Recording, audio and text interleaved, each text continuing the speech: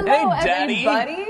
Welcome to the Sam and Ryan channel. My name is Sam. My name is Ryan. And this is another episode of Versus. Versus. I can't make an S.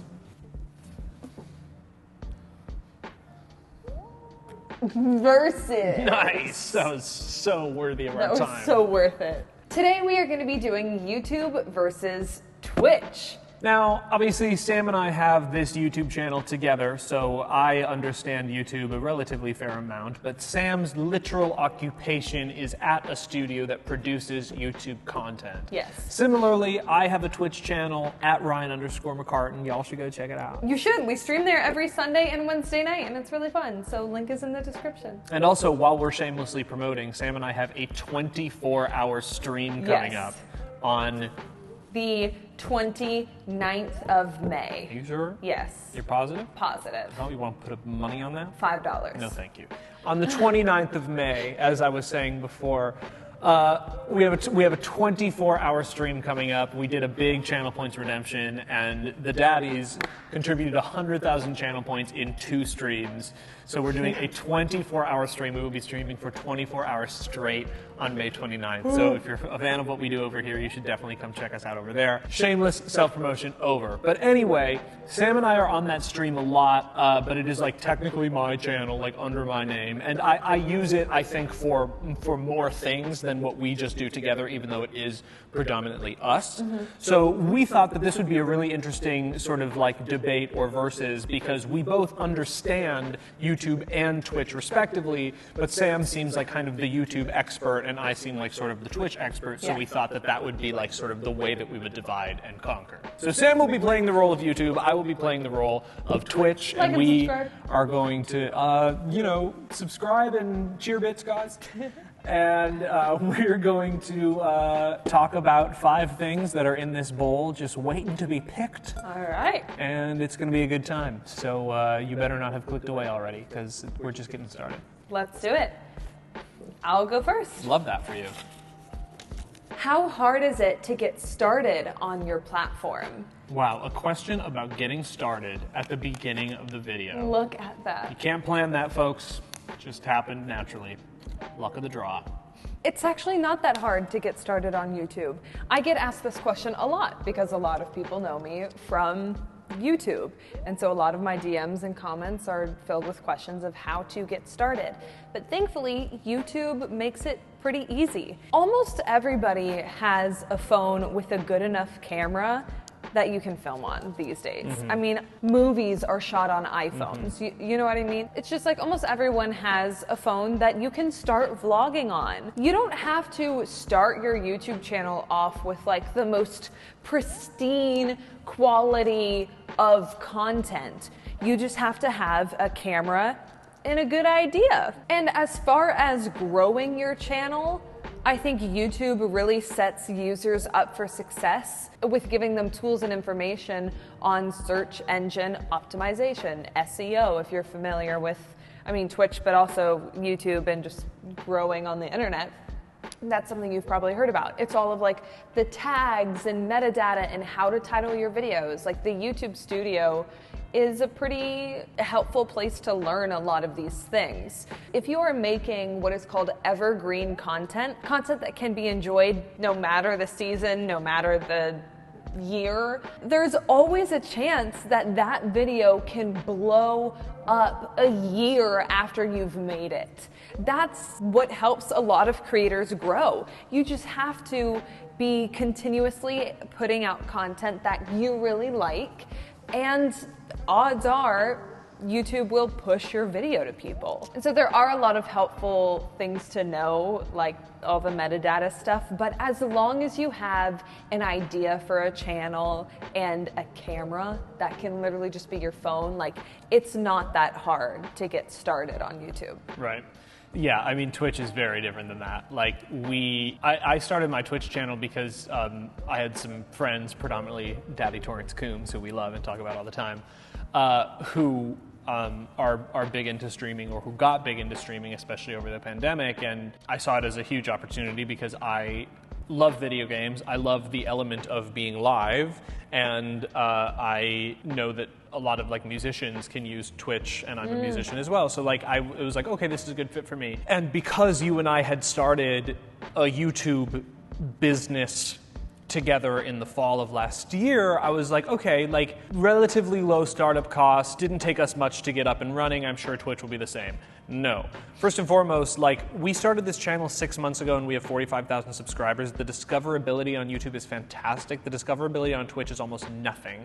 The only way you can get people to Twitch is if you have a way outside of Twitch to get them there. And obviously trying to get people to cross-pollinate from one platform to another is very difficult as it is, but Twitch doesn't have any of those things that, you know, make it easier for just a random person to stumble across what you're doing and be a big fan of who you are and stick around. The other thing about Twitch that's really tough is the overhead cost, the beginning cost. Like when we were trying to do our stream, we were trying to use our phone as a webcam, and that compatibility was really hard to get working. I know that some people like do like Epic Cam and stuff like that, but we were having big issues with that, just trying to get our devices to talk to each other wirelessly. We were trying to use a computer that we already had, but it wasn't strong enough, because you are not only converting any sort of capturable media, whether it's a video game or a secondary screen or whatever, but you're also uploading your webcam, the video game you might be playing, your audio, you're uploading all of that to the internet, hopefully at a frame rate fast enough for people to enjoy quality-wise, and people who observe Twitch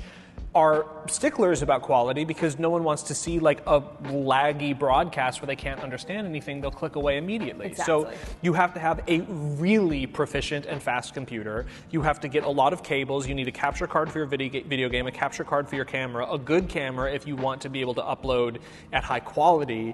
Like, we sunk over $1,000 into our prototype stream that has actually since grown, and we've invested more money in the first place. Not to mention all of, you know, like the emotes and the channel alerts and the redemptions and all of the things that make the audience engagement and participation fun. Yeah. Like, it was incredibly overwhelming, incredibly costly, and it, even with all of that in place and doing really well, still very hard to grow your channel. Yeah. So they're very different in that regard, certainly.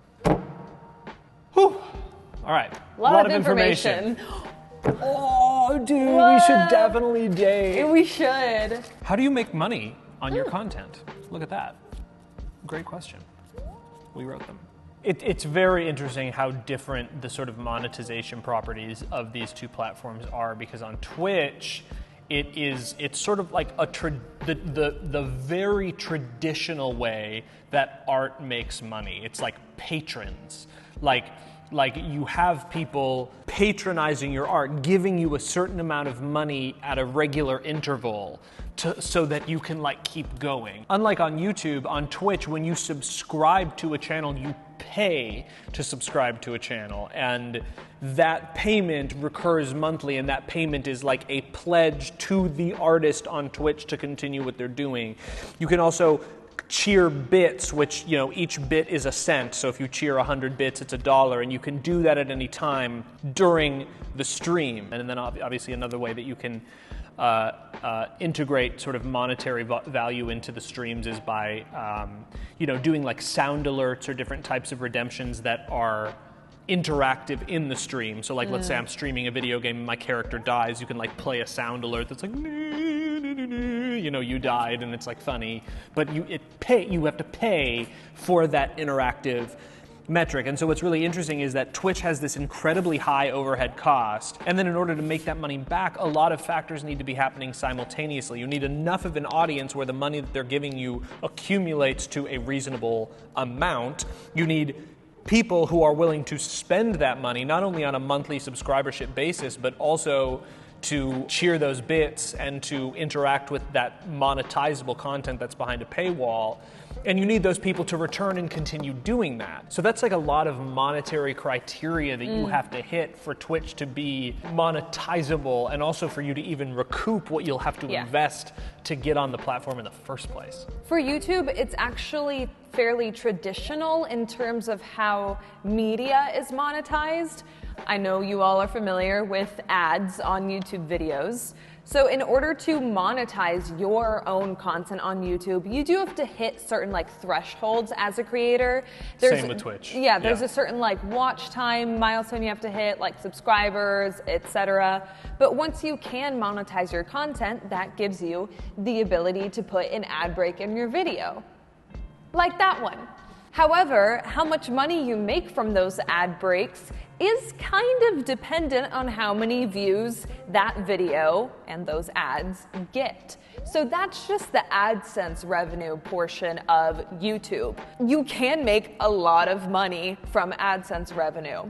However, if you don't want to just like wait for a video to blow up, that's where sponsorships come in. And I think sponsorships are so much easier to integrate onto a YouTube video than they would be into a Twitch stream.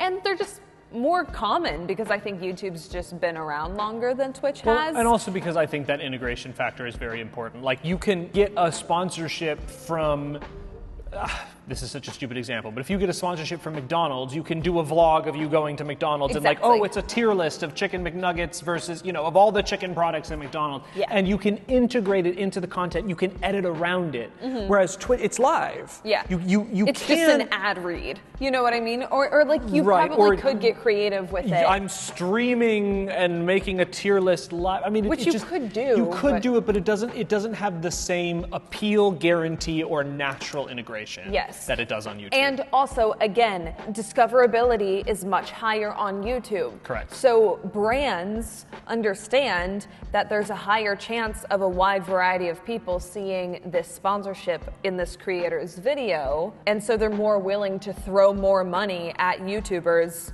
to do sponsored content. Wow, fascinating conversation. Let's Money.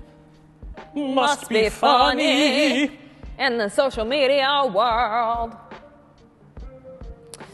Next question. How has your platform disrupted entertainment?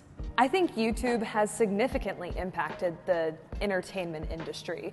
I think it's shown, traditional TV and film execs that if you don't pick up this person's script, they'll just make it themselves and post it on YouTube and get all of the money from it. You know what I mean? I think people have realized that they can enter the traditional entertainment industry via YouTube, becoming a content creator, making stuff that they really like, and then using that to transition into the TV and film world.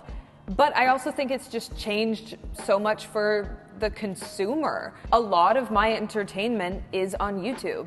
There are some times when I'm like, okay, what do I want to watch? Netflix, Hulu, Amazon Prime, YouTube. Like, YouTube is a source of entertainment. It is a part of the industry now, and I find that really fascinating. Well, and YouTube and Twitch do have that in common. Like, I know people who will scroll through Twitch channels in the same way that people used to scroll through cable channels, and I think people do that on YouTube too. It's very interesting that, like, people will just watch Twitch like they watch TV. People will just watch YouTube like they watch TV. And not only do creators who have gotten famous from YouTube make the transition over, like YouTube itself has created its own original series. I don't think they're that great, but they have them. Right. They have like they are competitors. They are a part of the entertainment industry. Yeah. And so I think that's how. What's the question again? Disrupt, yeah. How? Disrupt, yeah. Like, that's pretty disruptive. Right. Like, to the traditional studio execs of Hollywood, like, realizing that anybody can just, like, make good quality content for consumers and also make money off of it and, like, compete with you is pretty disruptive. Not to mention that I work at a studio. I work at a production studio that produces content distributed on YouTube. Like, there are full-on production studios for YouTube content now. Like, that's disruptive. Yeah, no, I mean, YouTube stars have disrupted the traditional sense of celebrity. Yes. YouTube itself has disrupted the traditional aspect of content distribution. Mm-hmm. And also, to your point from the last question, YouTube content has disrupted the traditional purchasing power of ad buys. Yeah. Like advertising used to dominate television because television used to have commercials. And if you have cable, they still do. But like streaming on doesn't. Netflix, on Hulu, like that, we don't have the, Friends and Seinfeld. They were paid for by the advertisers because they bought blocks of time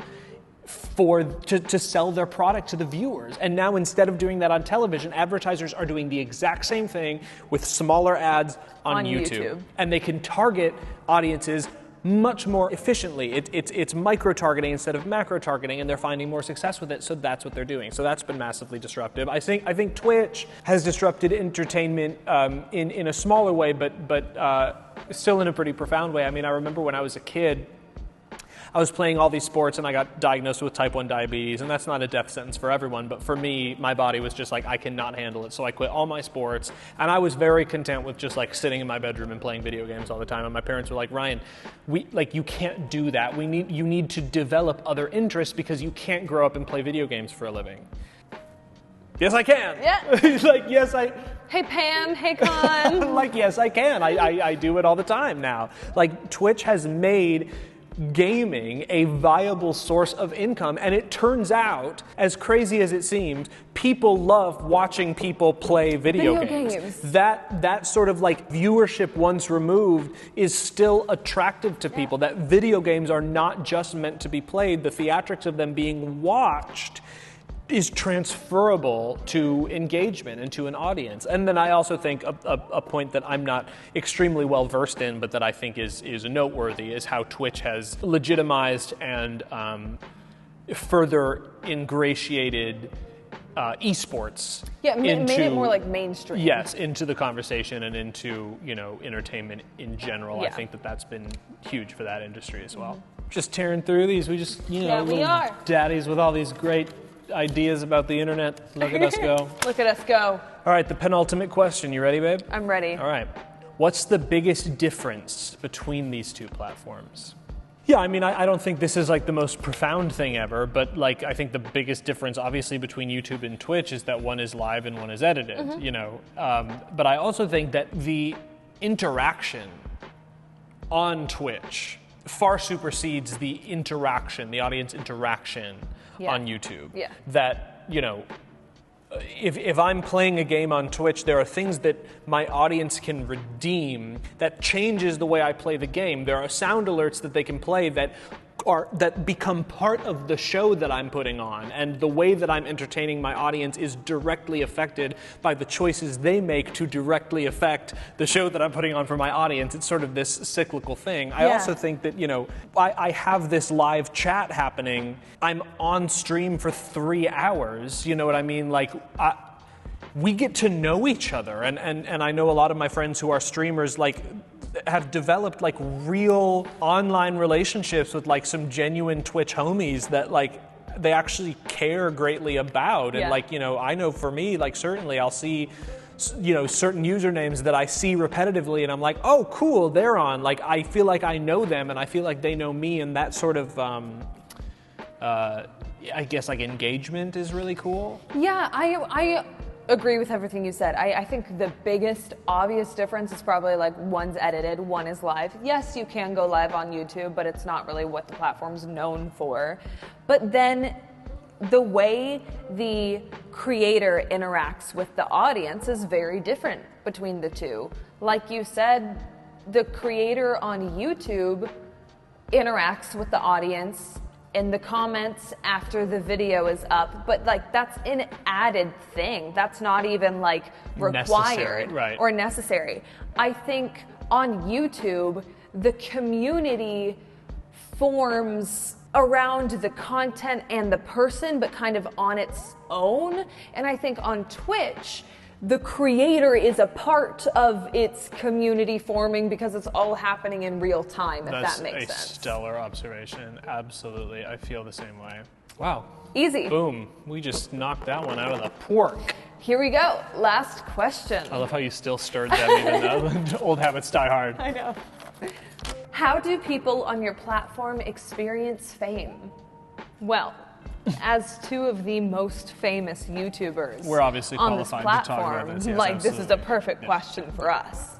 No, I mean, there are so many famous YouTubers.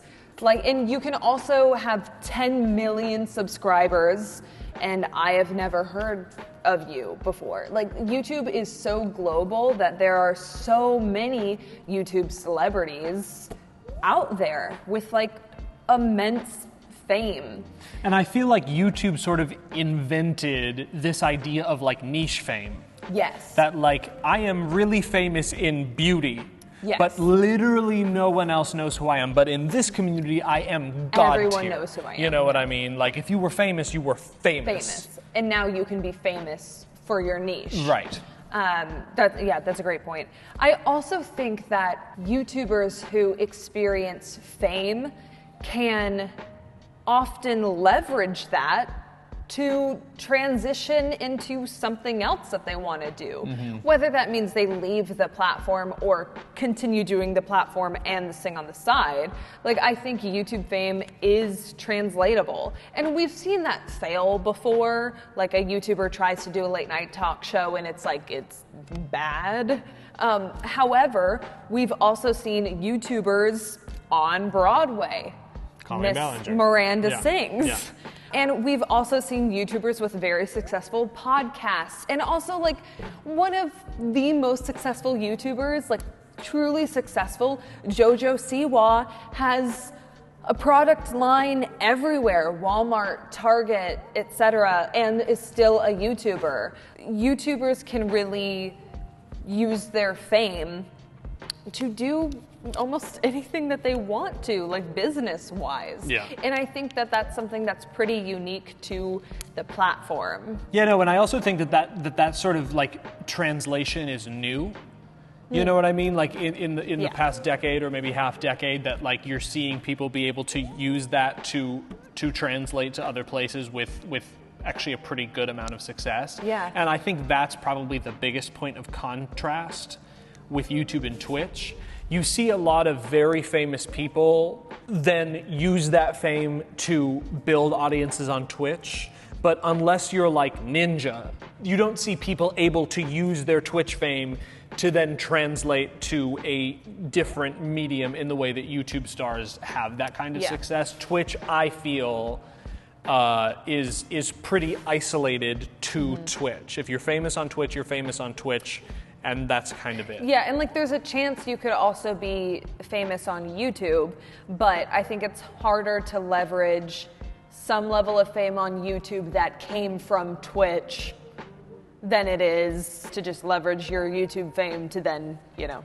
Well, yeah, and like I think we're a good example. Like, people really like you and people really like me for the individual things that we do, and we've come together to do this, and people sort of followed us to this. Yeah. But like, if people like you on Twitch, they like you on Twitch. Yeah. They're not really going to follow you anywhere else. They're going to show up every time you stream, but that's kind of where they're at. You know what I mean? Because I think, I don't know why, but I feel that Twitch doesn't have that level of translation. However, if we were having this conversation a decade ago, we would be saying YouTube has no translation. Exactly. So sometimes the sort of power and unanimity of these platforms grows over time, and I think the idea of like really popular, big deal Twitch streamer, this is still relatively new when you look at it more broadly. So it'll be interesting to see what sort of time tells us about this.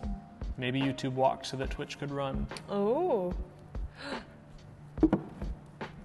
And just like that, all of our questions are gone, so that means we've made it to the end of the video. Tin-tin. You still here? You still watching? You still interested? How's Do you that still engagement? like us? How's that watchability? Yeah. No? You still here? Still here? Good. Comment if you're still right now. Comment if you're still here, because here. Oh, actually, here's what we're gonna do. We're gonna give everyone else FOMO. If you're still here, whatever the time code is, be like, oh my God, I can't believe what happened at this 1522 time code. was crazy. Yeah. And that's going to be hilarious for everyone else who missed it. We really hope you guys enjoyed this video. I liked this conversation. I like basically every conversation I have with you. I just like you. Yeah, I Whether like you too. whether we're having a great conversation or just sitting in silence, well, gosh darn, I'm having a good time. I am too. Hopefully you feel the same way. As always, be sure to like and subscribe. YouTube. And we will see you guys in a future video. Goodbye, Daddy. Bye. Be nice to each other. Follow us on Twitch, Ryan _ follow us on McCartan. Twitch. 24-hour stream, May 29th. Gonna be a good time. Woo! Twitch, YouTube. Twitch. Sam, Ryan. .com. Bye.